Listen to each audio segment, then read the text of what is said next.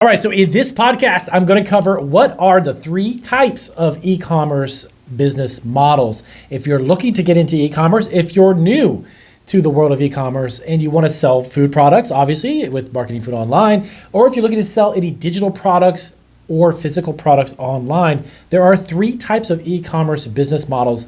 And actually you can incorporate all three of these if you wanted to, or you can do simply just one of them at a time, or just even one. So if you're looking to do this, I'm going to go over what those three topics are. And as always, welcome to Marketing Food Online podcast and our YouTube channel, Marketing Food Online. I welcome you guys. If you're brand new, definitely hit the subscribe button and remember to leave us a comment, a like, or a question down below. So let's dive into these three really quick. Like I always do, get to the point on our podcast. Well, business to business is the first one. It's called B2B. Business to business e-commerce model is actually a model that allows you as a business to focus solely upon other businesses and business accounts. And normally that's looked at either in wholesale or bulk, or if you're doing large quantities of a product that you want to sell from your business, particularly to another business, and then they would take it and either resell it or use it for their own products, whatever it may be, or uses. But business to business is the first of the three types of e-commerce business models. The next one is B2C. These would be business to consumer or business to customer. Now, this would be someone like my business going onto Amazon and selling an individual product to a customer. Okay.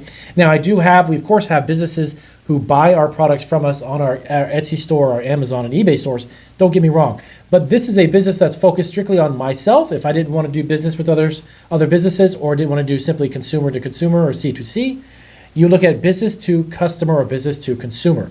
So I would tap into the existing websites, like I said, on Amazon and sell my product directly to them. This is the most popular type of business model. When you ask what are the three types of e-commerces, which one would be best for the type of products I use or the products I sell? The B2C is one business model that's really predominantly online, but of course, all three of these definitely can be found through the internet, but they allow you simply to just make a single transaction. Now, keep in mind, especially in the food industry or the food business, or if you're creating an individual product and you're selling individual units, the more people that you have standing between your business and the customer, such as retail stores or brokers but wholesale distributors. If you've got a product that's going into a distribution center that then they're going to sell to a retailer, there's going to be a lot of money that you're going to lose between you and your customer.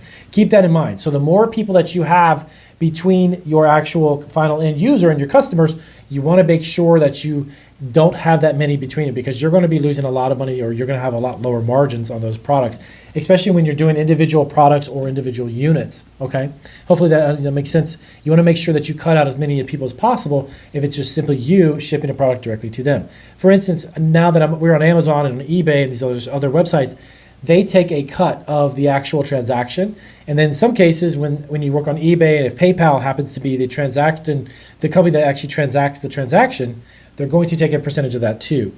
So business to consumer or business to customer is a great business model, but keep in mind that on other people's platforms, you're going to be losing some funds and some money and even some margins because of those transactions. Okay. Next up, number 3 is C2C, or consumer to consumer. This would be basically if I were to be a t-shirt, if I was a guy who just wanted to sell a t-shirt and went to eBay and simply posted that and sold it to a customer or someone that's buying it. If you weren't necessarily a business, or you don't have a particular branded product, or if you're not a business, you're just simply somebody who goes on Etsy and maybe resells or does retail arbitrage. For instance, arbitrage would be considered that consumer to consumer or C2C. So it would be basically selling an individual product, but not as a business, but I'm just reselling it or getting rid of it. So those are the three types of e-commerce business models. When you are asking the question, what are the three types of e-commerce? Those are great. You could choose one of them, like I said, or you could do all of them. You can incorporate some business to business as a wholesale. If you are a producer, like for instance, we create chocolate pretzel rods, we sell them wholesale to people who resell them then. So if you're doing a business to business, and I also sell directly to customers. So that's something that you can also do as well. Incorporating more than one of these business e-commerce types, there's nothing wrong with that. But just make sure that your pricing is accurate so that you're profitable, because when you get into the business to business aspect, or you're getting to wholesale, You want to make sure that your margins are still profitable, understanding that a business is probably purchasing that product and then reselling it. So they need to have a margin. They need to have an area where they can mark it up and make a margin for themselves, because obviously they have to stay in business too. So these are the 3 types of different businesses. If you have questions about these, let us know down in the comments section, and definitely keep that in mind. One other thing we wanted to touch on was things to consider before you start an e-commerce business. These are a couple of things, and I just to throw these out there really quick in the podcast. If you're looking to get into e-commerce and you're relatively new to the space, or you've never been there before, these are a few things that you need to consider before you start e-commerce. Number 1 is the product. So obviously, what type of a product? You need to ask yourself, what product are you wanting to sell? You can literally sell anything under the sun, pretty much, online through e-commerce. Focus in on a particular product. Now, does that mean you could focus in on solely one of the products? No. If your product can be made in a variation, maybe a different color, maybe if it's food, if it's a different flavor, a different size packaging, you can have variations of a single product, and that actually is a genius idea, because going to e-commerce and selling solely one item, just one, is going to be really difficult for you to create a brand and even attract a lot of customers when you don't have a variety or you have a variation of the product. So definitely really important things to consider before starting e-commerce is the product that you have. Next up is sourcing. Make sure if you're going to make a product, your sourcing needs to have a couple of people backed up behind that. You need to make sure you have a couple sources for your ingredients, for your actual product, if it happens to have multiple items that you bring together and then create a finalized product. Sourcing is super important because you cannot have your product, obviously, without the sourcing. So make sure you have some backup for that. The next step to think about is logistics and the fulfillment. Now, the cool thing about e-commerce is that there's a lot of different ways you can actually fulfill orders and handle the logistics of the product. So if I made a product, I can actually send it to a fulfillment center, and I can actually have a fulfillment center pull that product, store it, warehouse it. They'll charge me a fee, but they take care of the transaction and the fulfilling of the transaction. Or you can actually do that yourself. You can have your own warehouse. You can buy products in bulk, put them on your shelves, pull them out as you sell them, and then of course sell them out and then ship them to your customers yourself. That is good, but it's also time consuming. The great thing about fulfillment centers is the very fact that on e-commerce, they can actually take care of all the transaction on the other transaction side of it for you. That's not that simple. So you can focus on sourcing. You can focus on getting the product to the warehouse and then going from there.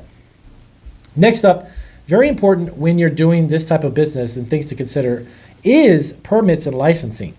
Making sure that you actually have the right permit and business license to operate the type of business that you're doing. Now, this comes into play really important if you happen to be in the food industry or food business. And of course, I have a lot of videos on our YouTube channel that talk about this. Make sure that the business permits and license you have is adequate and exactly what you need to have.